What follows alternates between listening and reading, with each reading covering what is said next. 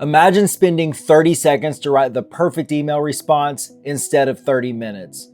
Or taking super messy notes and turning those into action items. Or being able to paste a spreadsheet somewhere and being able to instantly find trends. Today, I'm sharing 15 prompts that I think every office worker should keep bookmarked. And by the end of this video, you will be well on your way to being even more productive. Let's get started. All right, this first section is going to be all about communication. So let's say we want to be able to write some better emails. So I've just pasted an email in here. So hi everyone, want to give an update. Sorry for the delay, blah, blah, blah, blah. Now, I'm going to add in our prompt here. Let me tweak this a little bit. All right, so I'm gonna say rewrite this email to sound more professional and confident while still keeping friendly. Keep it concise, don't change the meaning. All right, so we're gonna send that over. And now we have a nice, polished, ready to send out version of this email. But let's just say we want to adjust the tone. Maybe we want it to be more confident, executive, or make it more customer friendly. So here's another cool prompt. All right, let's make that more appropriate for an executive. The team has made significant progress, focused on completing final testing and ensure a stable, high quality release. Based on our current progress, we expect to complete the project by next Wednesday, assuming no additional issues arise. So as it points out here, this version projects confidence by stating the issue without over-explaining it, emphasizing quality and risk management rather than the delay, placing sorry for the delay with thank you. So maybe not the greatest example here, but I think you can kind of get the idea here. And let's just say, and this is just kind of a throw it in, I'll say, instead, let's make it sound more confident. So this is not prompt number 2. This is just kind of throwing in a little extra one. So you can just hear, we have the ability to make it sound more confident as well. Now, let's say we have a really long blog post and we want to do some stuff with that. Maybe we want to summarize it. So I'm pulling up, this is on IBM.com. This is a blog about quantum computing. So I can spell quantum. That's about as far as I can go. So this is there's a lot of stuff here. I don't know. So, all right. So we're going to go over to our friend here and we're actually going to take this and we're going to do essentially 3 different prompts here for summarizing this. So let's just say we want to summarize this into 5 bullet points.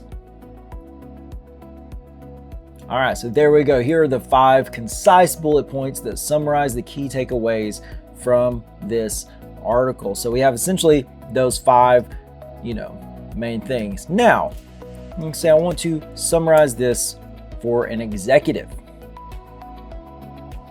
So pretty much says, I'd focus on business implications rather than the technical details. And we can, if we put these side by side, we can see the difference here of how it is summarizing this. Now, this is something that I think is really cool. I want to explain this like I'm new to the topic. So if you're explaining quantum computing to executives who are hearing it for the first time, actually, no. To me, not an executive. I'm gonna say pretend I'm like 12 years old. Like let's bring this down to my level. So look at the difference here. Imagine you have a giant maze. A regular computer is the person. The quantum computer is like having a magical helper. So yeah, it's making this more fun. It's talking about Netflix. It's talking about Minecraft. So this is like I can rock with this. Like I could understand quantum if it was all like this. Okay. All right, and the last thing in our communication section, we have this email that I'm pasting in here, and it is just full of, business jargon, corporate speak, whatever you want to call it. So let me paste in my little prompt here. I'm gonna say, explain this email in plain English. Tell me what this sender is actually trying to say. So yeah, it calls out, this email is full of corporate buzzwords. Here's what Sarah is most likely trying to communicate in plain English. So alignment on cross-functional strategic priorities. Like we need different teams to work better together. As we continue to operationalize our strategic initiatives, we're starting to put plans into action. See, I'm not going to read the whole thing to you, but it's essentially summarizing this. And then at the very end, let's pull all of that together And yeah, here's like, even like to the point of saying, here's what this person is trying to say in one sentence. You know, we're writing regular cross-team meetings so everyone stays on the same page, catches problems earlier, coordinates work better, but we're still figuring out exactly how it's going to work. That is much better to me and my brain. I got a lot going on. I'm busy than whatever the heck that is.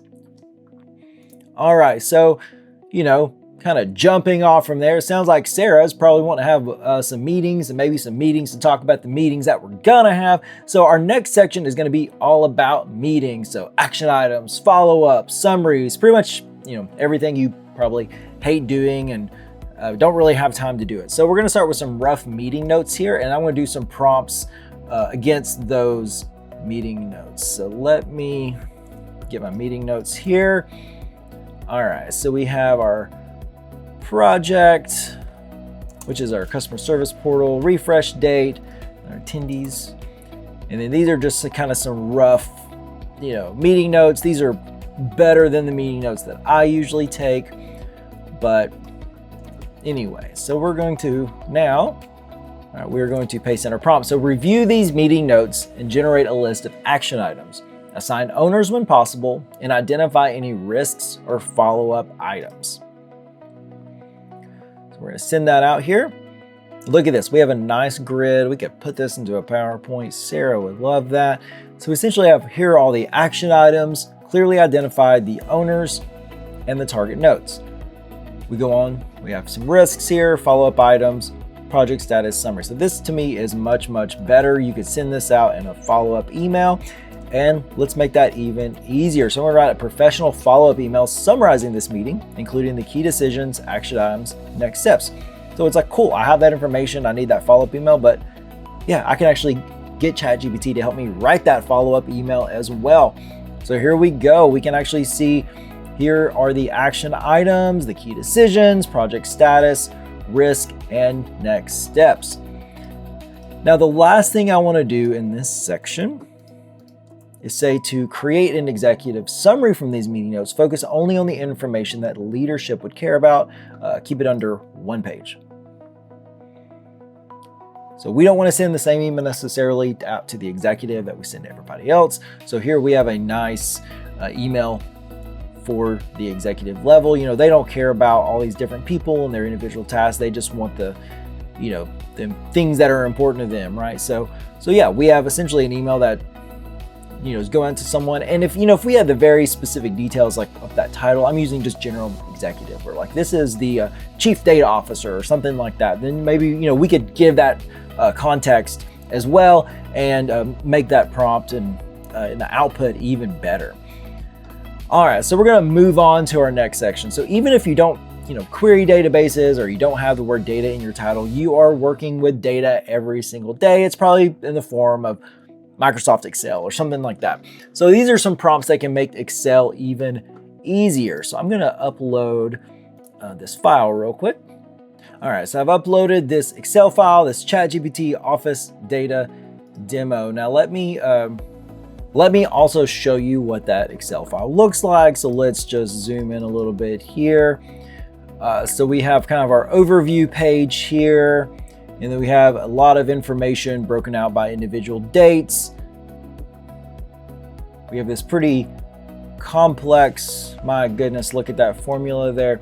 And then we have all of our sales data. So this is a spreadsheet you probably see pretty often. So this is a spreadsheet that we are going to work with. So I've put that in here. ChatGPT knows the context of what I'm talking about. So I'm gonna say, explain the formula in cell B3. So that's like that super beast of a formula in plain English. So I'm gonna send that out here. Because if you ask me to look through that thing, like yeah, I don't know. I don't know if that's gonna end well. It's probably gonna, I'm gonna get lost somewhere in the parentheses. So, all right, so cell B3 calculates performance score for the East region by combining 3 different business metrics into a single weighted score. Yeah, that's what I would have guessed, totally.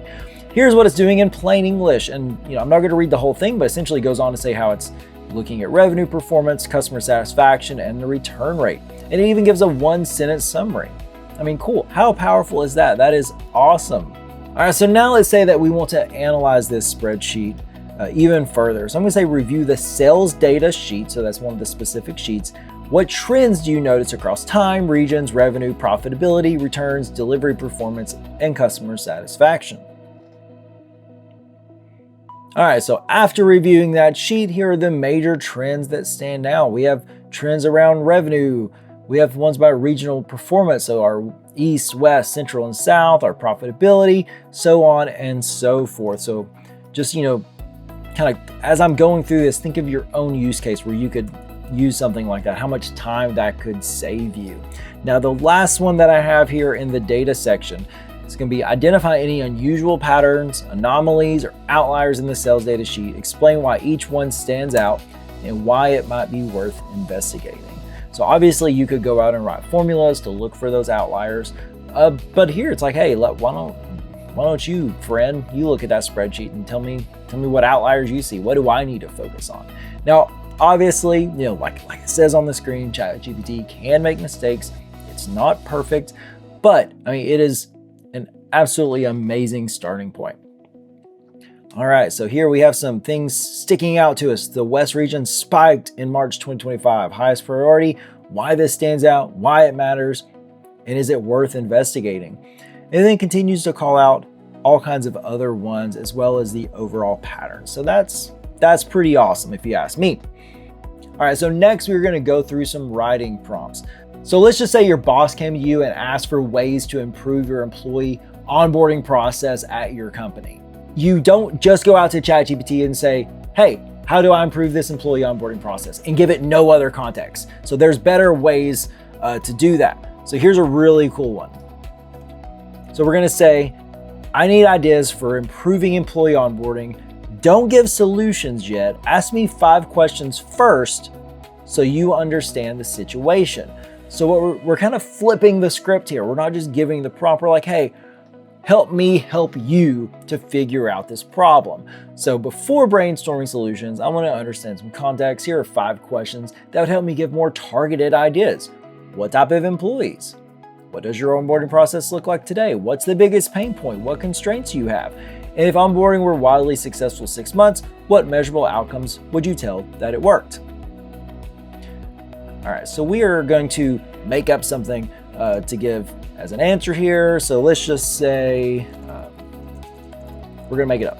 Software engineers, I'm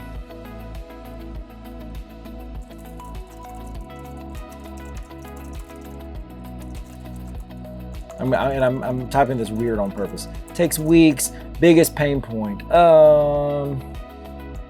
Yeah, we'll go with this one. Employees take way too long to become productive. What constraints? We'll use that one. And what would be our measurable outcome? Okay, cool. So there we go. All right, so you can see it. We're treating this more of like a sounding board, partner, right? We're not just jumping straight to the answers. We're actually working through this together, and it continues to ask more questions. I'm going to see if I can get into my next prompt without having to continue this process. But I'm going to say, let's just see if this works. So turn these ideas into a 1-page proposal I can share with my manager, include the problem we're solving, proposed solution, expected benefits, effort, and next steps. Okay, look at this. So yeah, here is a proposal for how to improve our software engineer onboarding process.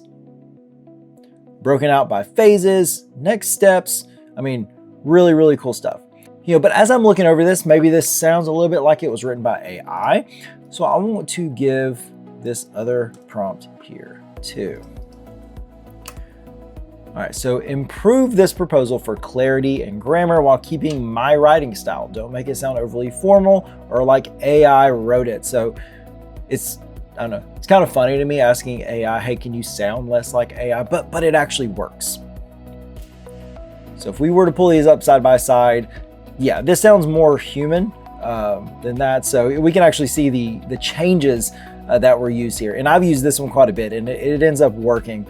Short and long sentences to make them easier, replace corporate phrases, yeah, like institutional knowledge. If I was writing this proposal, I probably wouldn't have said that. Reduce buzzwords.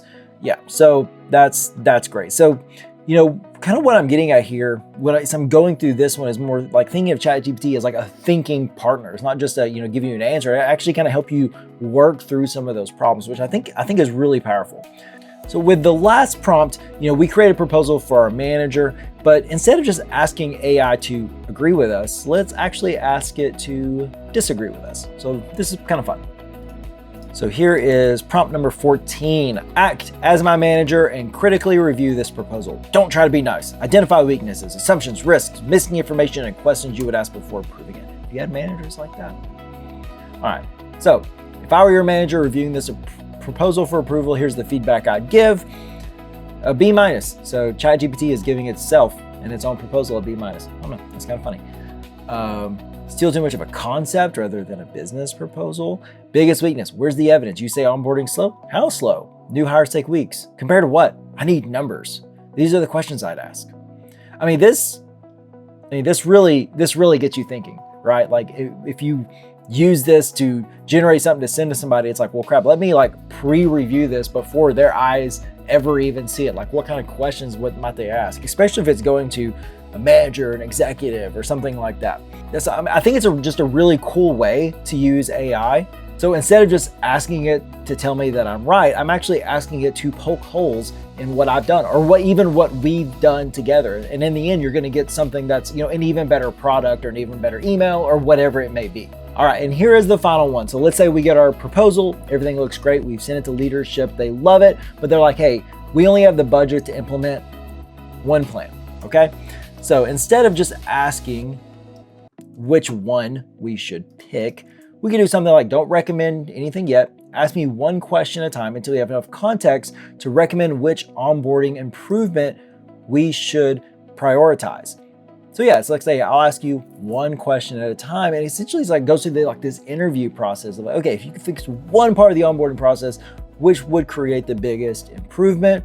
So like if I said, let's just say B, it's like setting up development environment tools. Thanks, that's helpful. The biggest bottleneck is question number 2. I'm not gonna go through this full process, but you can see how beneficial this could be in a real life scenario. All right, so that was my last prompt. I really hope you noticed a pattern in this video. I didn't just ask ChatGPT to do something for me. I asked it to rewrite, help me critically think, critique, and summarize. Because really the people who are getting the most use out of AI in this context, they're not treating it like Google. They're almost treating it like a coworker. So I hope you found this video to be helpful. I hope it can help you be more productive. If you have some really cool prompts, please share them in the comments down below. I'm sure that the people who happen to stumble across this video will enjoy seeing other prompts as well.